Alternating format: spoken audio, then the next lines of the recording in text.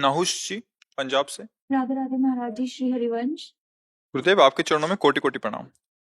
गुरुदेव, क्या हमारे कर्म हमारे जन्म से ही निर्धारित होते हैं? अगर ऐसा है तो ऐसा क्यों कहते हैं कि आप जैसा कर्म करोगे आपको वैसा ही फल मिलेगा? क्योंकि वो तो कृष्ण भगवान ने पहले से ही निर्धारित कर रखा है। महाराज जी कृपया इस विषय पे प्रकाश डालिए। तो हमारा पहला जन्म थोड़ी है, हमारे बहुत जन्म हो चुके हैं।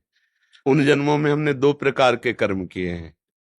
एक कहते हैं कुकर्म, अधर्म युक्त पाप प्रवृत्ति, और एक कहते हैं सत्कर्म, पुण्य, भगवत भाव, आराधना।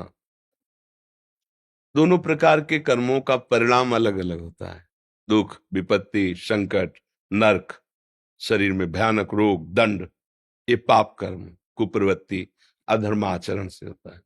यश, कीर्ति, स्वस्थ शरीर, अनुकूल व्यवस्था, जो चाहो वो हो जाए, ऐसी पुण्य भावना, तो वो जो आपका सत्कर्म बना है उसका फल है। अब ढेर सारे सत्कर्म जमा है और ढेर सारे दुष्कर्म जमा है हमारे गोदाम में। कर्म जिसे संचित कर्म कहते हैं शास्त्रीय भाषा में, उससे निकाला गया और दोनों कर्म को मिश्रित करके इसकी रचना कर दी गई और उन्हीं कर्म के अनुसार उसको उसी जगह पैदा किया गया। जैसा कर्म का हिसाब, मान लो निकृष्ट कर्म पापाचरण अधिक है, थोड़े पुण्य है, तो मनुष्य तो बना दिया गया, लेकिन ऐसा बना दिया गया घृणित स्वभाव, गंदी आदत, बहुत नीच कर्मों में रत, ना कहीं सत्संग है, न कहीं स्वाध्याय है, न ब्रह्मचर्य है, न साधना है, बस वो खाओ पियो लूटो मारो हिंसा व्यभिचार, ऐसा वो भी तो मनुष्य है। और एक है संयम से चलता है, नियम से चलता है, ऐसे आचरण करता है, समाज को सुख मिलता है, माता पिता को सुख मिलता है, हमारे देश की पूरी सेवा की भावना, कई तरह के। ये दो कर्मों से उसको वहां जन्म दिया जाता है, जैसे उसके कर्म के अनुसार वैसे उसका स्वभाव बनता है। अब इस परंपरा को हमें मिटाना है, ना हमें सुकृत ना हमें दुष्कृत, हमें अंतिम जन्म बनाना है अपना, कि अब हमारा अगला जन्म ही न हो, ऐसा हमें अब करना है। हमारे भाग्य में जो लिखा उसे हमें बदलना है अब। नहीं तो भाग्य में नहीं लिखा है मोक्ष, भाग्य में भगवान का दर्शन नहीं लिखा है, बस शुभ अशुभ कर्म, दुख सुख की प्राप्ति, और फिर नए शुभ अशुभ कर्म, फिर नया जन्म। ऐसा ही होता आ रहा है बहुत काल से। अब सत्संग मिला है, अब हम अपने को संभालें।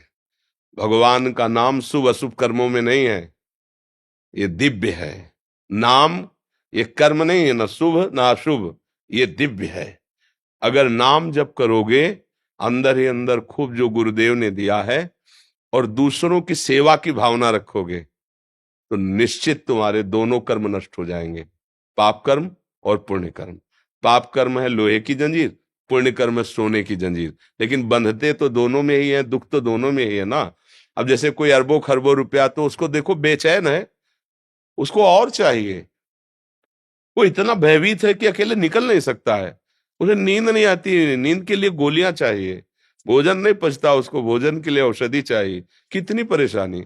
एक किसान आदमी दिन भर मेहनत करता है, 10 रोटी, आधा लीटर दाद और 2 लीटर दूध पिया, और जहां मना हुआ चौड़े पे सो जाए, उसको कोई परेशानी नहीं है। इसलिए सावधान करने के लिए भगवान ने आपको संत संग दिया, गुरुवाणी मिली।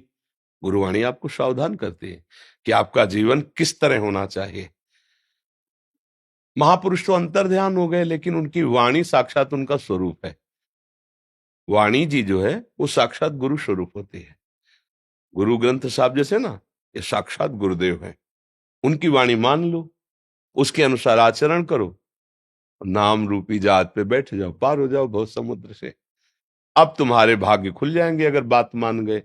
नहीं मान गए तो फिर शुभ व अशुभ कर्म तुम्हें भोगने ही पड़ेंगे। अवश्य में भोक्तव्यम कृतम कर्म शुभाशुभम। फिर नया जन्म होगा, फिर नई दुकान मकान, फिर मरो, फिर नया जन्म, फिर यही प्रपंच चल रहा है बहुत समय से। पुनरपि जननम पुनरपि मरणम पुनरपि जननी जठरे शयनम, बार बार वही। अगर विचार सही कर लो तो ये बंद हो जाए आवागमन, और हम अपने गुरु प्रताप से भगवान के दिव्य धाम में चले जाएं, जहां न जन्मना है, न मरना है, न दुख है, न सुख है, परमानंद है, प्रसन्नता ही प्रसन्नता, सुख ही सुख है। जी, समझ में आया किसका प्रश्न? हाँ जी।